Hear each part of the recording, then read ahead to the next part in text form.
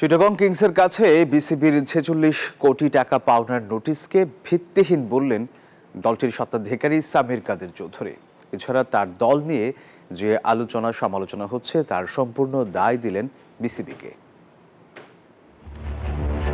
BPL এর franchise Chittagong Kings মানেই যেন বিতর্ক, বিশেষ করে খেলোয়াড়দের পেমেন্ট ইস্যু নিয়ে বেশি সমালোচিত চিটাগং কিংস। এই ইস্যুতে 46 কোটি টাকা পাওনা দেখিয়ে কিংসকে আইনি নোটিশ পাঠিয়েছে বিসিবি। তবে সেটিকে ভিত্তিহীন বলছেন চিটাগং কিংসের স্বত্বাধিকারী সামির কাদের চৌধুরী।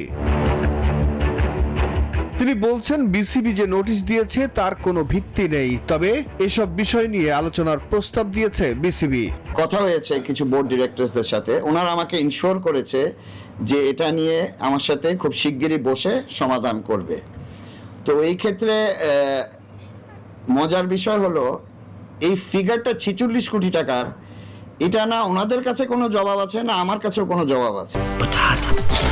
বাছাই করা আলু আর স্পাইসি সিজনিং এ প্রাণ পোটাটা চিপস নাকি বিস্কিট খেয়ে বোঝে নাও। কিন্তু বাজারে কিন্তু ঘুরছে 46 কোটি টাকার। এই ফিগারটা কোথা থেকে আসছে এটা কারো কাছে কোনো উত্তর নেই। বাংলাদেশ ক্রিকেট বোর্ডের কাছেও এটা আপনাদের সামনে হয়তো বা জিজ্ঞেস করা হয়েছে, এটার কোনো উত্তরই নেই, আমার কাছেও নেই। আনফরচুনেটলি এটার উত্তরটা আমিও আপনাদেরকে দিতে পারছি না। এখন আমরা কিভাবে আগাবো না আগাবো এটা ইনশাল্লাহ আশা রাখি খুব শিগগিরই বাংলাদেশ ক্রিকেট বোর্ড এবং আমরা বসে এটা ওভাবে সমাধান করতে পারি। গেল বিপিএল এর লভ্যাংশের কিছু অংশ এখনো পায়নি চিটাগং কিংস, দাবি সামির কাদেরের।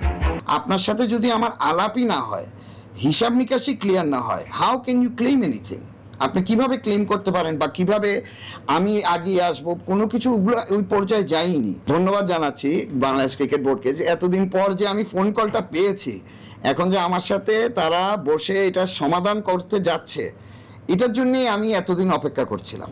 এই সময় সাংবাদিকদের এক প্রশ্নের জবাবে তিনি বলেন বিপিএল এর ভাবমূর্তি নষ্ট করছে বিসিবি। সাবেক প্রেসিডেন্ট ফারুক আহমেদ যখন বোর্ড থেকে সরে যান, সুখন সরকার, নিউজ 24, ঢাকা। প্রথমে এটা